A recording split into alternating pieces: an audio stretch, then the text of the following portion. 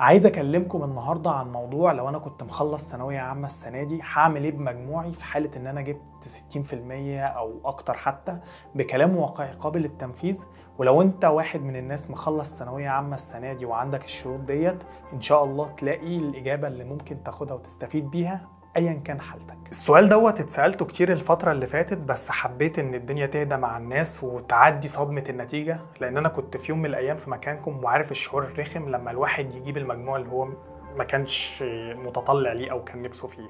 فلازم الامور تهدى شويه علشان بعد كده الواحد يبدا يفكر ويخطط ايه اللي هيعمله في الفتره الجايه من حياته. انا سافرت المانيا عشان ادرس سنه 2015، وكنت شايف دوت الحل الانسب وقتها، وبرضه يظل شايف ان دوت الحل المناسب للسنه دي، ان الواحد يسافر ويدرس في المانيا. وعشان تفهم وجهه نظري خليك معايا للاخر، بس في الاول عايز اقول لك شويه معلومات على السريع كده عشان تفهم الموضوع اكتر. اول حاجه لازم تكون عارفها انك انت تقدر تسافر تدرس في المانيا تقريبا كل حاجه انت عايزها بمجموع 60% او اكتر، والدراسه في المانيا مجانيه. بس هي للاسف مش في كل الحاجات، زي مثلا الطب لازم يكون معاك مجموع عالي، بس ده الاستثناء مش القاعده. تاني حاجه، لو انت لسه مخلص ثانويه عامه لازم تعمل حاجه اسمها سنه تحضيريه علشان تقدر تدرس التخصص اللي انت عايزه في المانيا. بس لو انت دارس سنه في بلدك في جامعه في التخصص اللي انت عايزه او تخصص قريب منه، تقدر تلغي السنه التحضيريه ديت وتدخل التخصص اللي انت عايزه على طول. تالت حاجه، انت تقدر تدرس في الجامعات باللغه الالمانيه، بس برضه في بعض الجامعات بتقدر تقول لك انك انت تقدر تدرس التخصص بتاعك باللغه الانجليزيه. الموضوع دوت موجود بس مش موجود في كل التخصصات، يعني في تخصصات ما ينفعش تدرسها غير باللغه الالمانيه زي الطب مثلا. رابع حاجه، ان في بعض الجامعات بتقول لك لو انت اللغه الالمانيه بتاعتك مش كامله مفيش مشكله، تقدر تيجي هنا البلد وتبدا تدرس اللغه الالمانيه اللي انت محتاجها قبل ما تبدا تدرس في الجامعه. بس ده مش في كل الجامعات، لازم تسأل كويس وتعرف إذا كانت الجامعة فيها مركز لغة بيقدم دوت ولا لأ. ومن النقطة ديت أقدر أقول لك إن المفروض أول حاجة تعملها إنك أنت تدور على مكان تتعلم فيه ألماني. ورغم إن اللغة الألمانية لغة رخمة وأنا مسترخمها لحد دلوقتي، بس دلوقتي تقدر تلاقي اماكن كتير محترمه تتعلم فيها الالماني اكتر من زمان بكتير. اصلا في 2015 ما كانش فيه غير معهد جوتا، وده كان موجود ليه فرعين بس، فرع في اسكندريه وفرع في القاهره. فانت مثلا لو من سكان الصعيد كنت ممكن تتسوح. الاماكن اللي موجوده الحاليه كتير جدا وبتقدم مستوى الماني محترم جدا، مش هقول لك تختار انهي، بس يعني ايه، لو تقدر تروح معهد جوتا رغم المبالغ فيها جدا اللي بتدفع فيه، هو يستاهل. لان انا لما كنت اتعلمت في معهد جوتا، وبصراحه شايف ان المستوى اللي بتتعلمه فيه يستاهل جدا كل الفلوس اللي بتقدر تدفعها.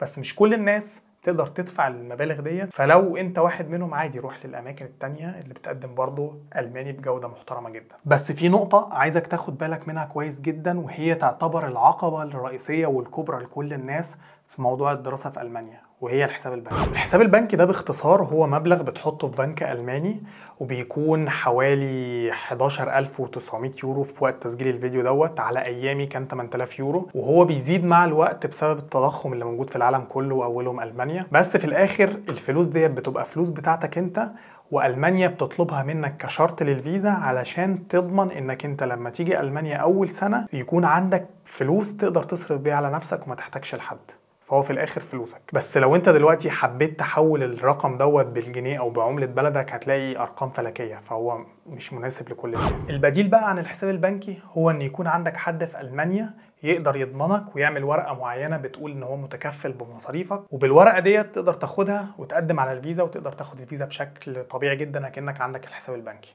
بس لو ما عندكش حاجة من الاتنين دولت ما تقلقش خالص، انا جاي لك في الكلام وعندي الحل ليك ان شاء الله، فكمل الفيديو للاخر عشان تعرف الحل دوت. المهم ان انا شايف بشكل عام الدراسه في المانيا حل بديل وافضل بكتير من موضوع انك انت تدرس في جامعه خاصه في بلدك، وده على المستوى المادي وعلى المستوى التعليمي وكل حاجه. يعني كمان انت بعد ما تتخرج من الجامعه في المانيا ان شاء الله بيبقى عندك الفرصه انك انت تشتغل بالشهاده اللي انت درستها في المانيا وتستقر فيها. ولكن في شويه حاجات كده لازم تحطها في بالك قبل ما تقرر انك انت تسافر تدرس في المانيا، علشان ما تتصدمش بيها او ما تستغربش ان هي موجوده. اول حاجه، لما ربنا يكرمك وتسافر المانيا هتعتمد على نفسك في كل حاجه، وانا اقصد هنا فعلا كل حاجه حرفيا، ودي تجربه هتكون في الغالب جديده عليك، وفي الغالب برضو مش هتكون سهله خالص. خلي بالك من النقطه دي. تاني حاجه، علشان تقدر تصرف على نفسك وتمول دراستك بالكامل مش هتقدر تعتمد على الحساب البنكي بس، لان الحساب البنكي مهمته لمده سنه،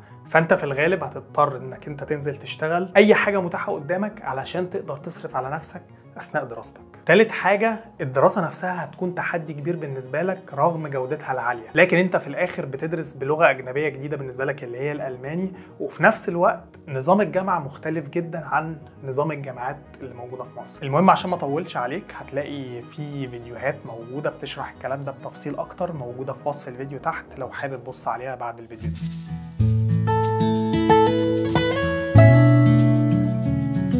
أنا فاكر لما بدأت أتعلم ألماني ما كانش عندي فكرة خالص إزاي أجيب الحساب البنكي منين وكل الكلام ده، بس كل اللي كنت أقدر أعمله ساعتها إن أنا أتعلم ألماني، وده فعلا اللي أنا عملته. وحتى لو ما كنتش جمعت الفلوس الحساب البنكي وسافرت، كان غالبا الألماني نفعني جدا، وكنت زماني اشتغلت دلوقتي بالألماني مش بالشهادة الجامعية بتاعتي، لأن الألماني مطلوب جدا جدا في سوق العمل دلوقتي، ومرتباته مجزية جدا.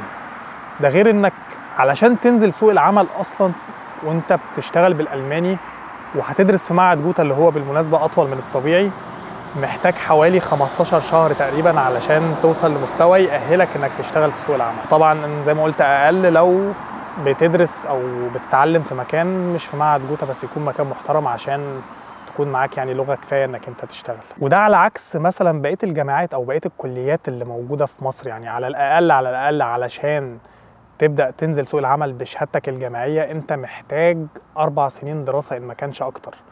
وبعد لما تبدأ تشتغل، حتى لو اتخرجت من طب مثلا، الطبيب الخريج مرتبه لا يقارن بمرتبات الاماكن بتاعة الشغل بالألماني، فما فيش مقارنة. كنت برضه هشتغل بالألماني فما كانش هيضرني. فلو انت مثلا قررت انك انت السفر بالنسبة لك صعب ومش عايز تتغرب، او انت بنت والموضوع بالنسبة لك صعب انك تسافري وتعيشي لوحدك، فلو مكانكم هشوف الكلية اللي هتجيلي في التنسيق، ويا سلام لو الكلية سهلة، واتعلم معاها ألماني، وبعد كده انزل شغل واشوف سوق العمل بالألماني واعمل فلوس. وده هيكون سهل خصوصا لو الكلية زي ما قلت سهلة ومش محتاجة حضور كل يوم. ده يعني هتكون خطة إلى حد ما كويسة، وهتستفادوا بالألماني حتى لو مش هتسافروا. طبيعة الشغل بتاعت الألماني بتكون غالبا كول سنتر لشركات عالمية. الشركات ديت بتقرر إن هي بدل ما تدفع مرتبات كبيرة بالأرقام الأوروبية في بلادها، بتقول ليه لأ، اللي أنا أروح بلد مثلا عملتها ضعيفة شوية وأشغل ناس متحدثين باللغة بتاعتنا، بحيث إن هم يشتغلوا نفس الشغل وياخدوا مرتب أقل بكتير من اللي موجود في أوروبا. وبالنسبة لك انت مع ضعف عملتك فهي بتبقى مرتبات مجزية جدا، وبتكون احسن كمان من مرتباتك بتاعت الشركات المحلية او اي حاجة بتشتغلها بشكل عادي في بلدك. فهي بتبقى ايه، زي مكسب للطرفين. اما بقى لو مصمم انك انت خلاص لازم اسافر واسيب البلد ومعكش الحساب البنكي، فالموضوع برضو ممكن وان كان صعب ومحتاج وقت. تعال اقول لك ازاي تعمل كده، بس وعدني انك انت تصبر وتستحمل للاخر علشان الموضوع فعلا محتاج وقت ومجهود.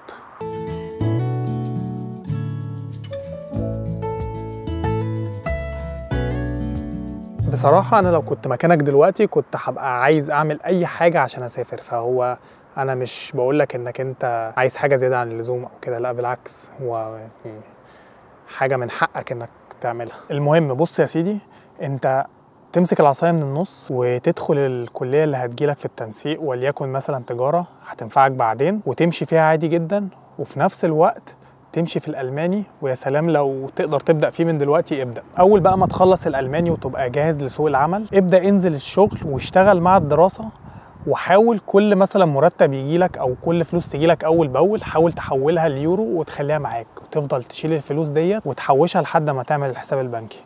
أنا عارف إن الموضوع دوت ممكن ياخد سنين، وممكن تبقى مقرب تتخرج أو حتى اتخرجت، وانا قايل لك من الاول لازم تستحمل يا بطل، لان الموضوع هياخد وقت كبير جدا. ومن هنا تيجي بقى نقطة انك انت تبقى جاهز للسفر بعد التخرج، لانك انت دلوقتي بقى معاك كلية تقدر تروح تسافر تعمل الماستر، بس حاول وانت في كليتك انك تجيب مجموع على الاقل جيد عشان الماستر محتاج جيد. وبرضه في نفس الوقت عندك اوبشن انك تيجي المانيا تبدا دراستك من الاول خالص، لان انت المانيا بتديك ميزه انك انت ما دام اتخرجت من كليتك في مصر تقدر تقدم على اي كليه مش محتاجه مجموع زي كل كليات الهندسات، بس حاول تبعد يعني عن طب وكده زي ما قلت في اول الفيديو. المهم تقدر تدخل كل الجامعات ديت براحتك وانت معاك الحساب البنكي بتاعك. كمان انت عندك ميزه لما تعمل كده عن اللي لسه مخلص ثانويه عامه، لانك انت في الحاله ديت هتكون جاهز للدراسه اكتر من الطالب دوت. انت لغتك جاهزه تماما، اتعاملت باللغه في شغلك وفي سوق العمل، فعارف ازاي تحتك بالناس كويس وتتعامل، فالدنيا هتكون اسهل ليك كتير عن طالب الثانويه العامه اللي لسه رايح يدرس في المانيا. حتى سنا هتكون كبرت شويه تحمل مسؤوليه اكتر. يعني في النهايه بعد كل السنين اللي انت تعبت فيها والمجهود اللي حطيته مفيش حاجه راحت في الارض. انت درست الجامعه بتاعتك نفعتك انك تدخل الكليه التخصصات اللي انت عايزها. حتى لو انت كنت علمي علوم او علمي رياضه مش هتفرق. انت مثلا مخلص علمي علوم وعايز تدرس هندسه تقدر تعمل كده عشان انت مخلص بكالوريوس. فهي مفيش حاجه خسرتها خالص. يعني انت درست لغه واستخدمتها ففادتك انك انت تشتغل وتنزل البلد وتدرس من غير ما يكون في اي مجهود يذكر. والجامعه زي ما قلت علشان موضوع انك انت تقدر تدرس اي حاجه، فانت مش خسران اي حاجه، انت بالعكس استفدت بانك انت طولت شويه عبال ما سافرت. لو انت بقى مصمم تسافر برضه ومش غاوي فرهضه ومعكش الحساب البنكي، فالحل برضه موجود. كلمة السر هنا هي الأوزبيلدونج أو التدريب المهني. التدريب المهني هو عبارة عن زي صنعة بتتعلمها، بس بتتعلمها بضمير قوي، ودي بقى موجودة في كل المجالات. كل ما تتخيله، عايز تتعلم طبخ تتعلم، عايز تتعلم تمريض، عايز تبقى ميكانيكي تتعلم، عايز تبقى حتى مبرمج تتعلم، كل ما تتخيله.